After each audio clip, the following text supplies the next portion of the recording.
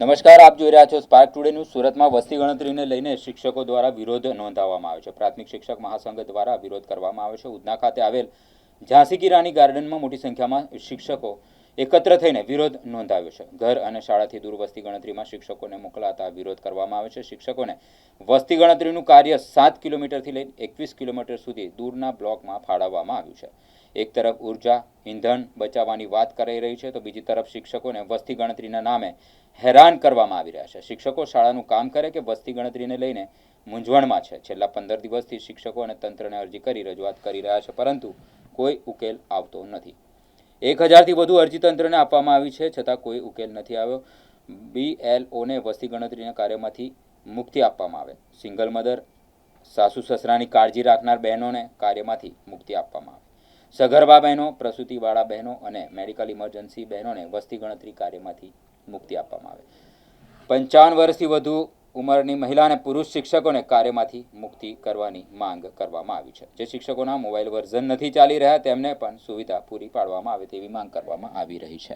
દેસાઈ, મહિલા ઉપાધ્યક્ષ, અખિલ ભારતીય રાષ્ટ્રીય શૈક્ષિક મહાસંઘ સુરત મહાનગરમાં હું મહિલા ઉપાધ્યક્ષ તરીકેની જવાબદારી વહન કરું છું। અહીં અમે વસ્તી ગણતરીની જે રાષ્ટ્રીય કામગીરી છે તેમાં અમને જે અગવડો પડે છે તેના માટે અમે 15-20 દિવસ પહેલાં જે અધિકારીઓ આયોજન કર્યું છે તેને આવેદનપત્ર આપેલ છે, જેમાં અમારી મહિલા બહેનોને પહેલેથી BLOના ઓર્ડર છે। એ લોકોને વસ્તી ગણતરીમાં પણ નોકરીનું સ્થળ અલગ ઝોનમાં છે, રહેણાંક સ્થળ અલગ ઝોનમાં છે અને વસ્તી ગણતરીનું સ્થળ પણ અલગ ઝોનમાં આપેલું છે। એટલે લગભગ એમના ઘરથી અને શાળાથી 20 કિલોમીટર જેટલું વસ્તી ગણતરીનું સ્થળ થાય છે। હવે અમારી 8 જૂનથી શાળા પણ શરૂ થઈ રહી છે, તો અમારે બાળકોને પહેલાં કેન્દ્ર સ્થાને લેવાના છે। આ કામગીરી અમારે શાળા સમય પહેલાં કે શાળા સમય પછી કરવાની હોય છે। મારી ઘણી બહેનોને એવા સંવેદનશીલ વિસ્તારો આપેલા છે કે જે વિસ્તારોમાં દિવસ દરમિયાન પણ એકલા જઈ નહીં શકાય। તો આ કામગીરી માટે જો બપોરની શાળા, મોટેભાગે બહેનોની બપોરની શાળા હોય તો સાંજે કેવી રીતે જઈ શકાય? આના માટે અમે જવાબદાર અધિકારીઓને અવારનવાર મુલાકાત લીધી છે। મારી બહેનોએ વ્યક્તિગત અરજી કરી છે, સંગઠન દ્વારા પણ અવારનવાર આવેદનપત્રો આપવામાં આવ્યા છે। આ સિવાય મારી બહેનોને અમુક કર્મચારીઓના ઓર્ડર કેન્સલ કરીને ડબલ બ્લોક ગણવા પડશે એવી ટેલિફોનિક જાણ કરવામાં આવી છે અને જેણે સ્થળ બદલવાની અરજી આપી નથી એને ઘરની બાજુનો વિસ્તાર, વ્યવસ્થિત વિસ્તાર છોડીને સ્લમ વિસ્તારમાં મૂકી દેવામાં આવ્યા છે અને એની જાણ મારી બહેનો કર્મચારીઓને જાણ કરવામાં આવી નથી। આ સિવાય પૂરક પરીક્ષા જે લેવાનાર છે આગામી દિવસોમાં, તેમાં પણ શિક્ષક બહેનોના ઓર્ડર કરી દીધા છે। તો ડ્રોપઆઉટ બાળકોની સર્વે કરવાની કામગીરી પણ છે અને અમારો પ્રવેશોત્સવ પણ શરૂ થશે। 8 જૂનથી શાળા પણ શરૂ થશે અને અમારા બાળકો જે સજીવ છે, બાળકો સાથે સતત અમારે રહેવું પડશે।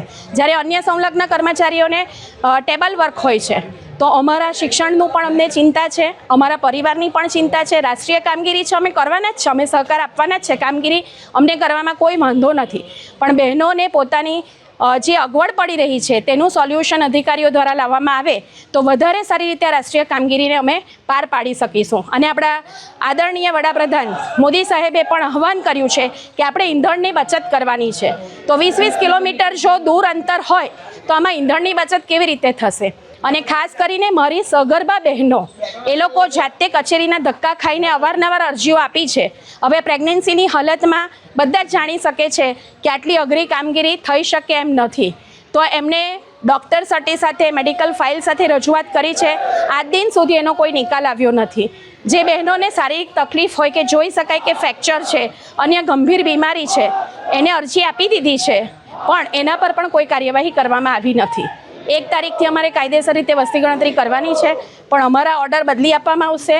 અમને કન્વિનિયન્ટ ઘરથી કે સ્કૂલથી 7 કિલોમીટરના એરિયામાં વસ્તી ગણતરીના ઓર્ડર આપવામાં આવશે એવો જે વાયદો અધિકારીએ કરેલ છે, પણ હજુ એમાં કંઈ ફેરફાર કરવામાં આવ્યો નથી। મારું નામ ડૉક્ટર દિનેશ વાઘ, સંગઠન મંત્રી, રાષ્ટ્રીય શૈક્ષિક મહાસંઘ સુરત મહાનગર।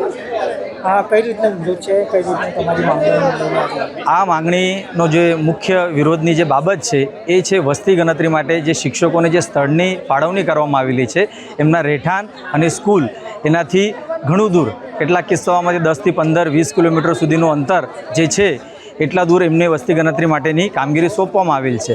હાલ આપણે બધા જોઈ રહ્યા છે કે ભારત દેશ સાથે વિશ્વની સાથે ભારત દેશ પણ ઇંધણની અછતનો સામનો કરી રહ્યો છે। માનનીય પ્રધાનમંત્રીજીએ પણ અપીલ કરી છે કે બને તેટલું શેરિંગ કરીને અને ઓછું ઇંજન વપરાય એ માટેના પ્રયાસો કરી રહ્યા છે. અમે અગાઉ પણ 15-20 દિવસ પહેલાં પણ પત્ર લખીને જાણ કરવામાં આવેલી હતી કે ભાઈ શિક્ષકો માટેની જે તાલીમનું સ્થળ છે એ પણ સેન્ટ્રલાઇઝ 1-2 જગ્યા પર રાંદેર સેન્ટ્રલ ઝોનમાં રાખેલા હતા. આખા સુરતનો 60 કિલોમીટર જેટલોનો વિસ્તાર થાય છે.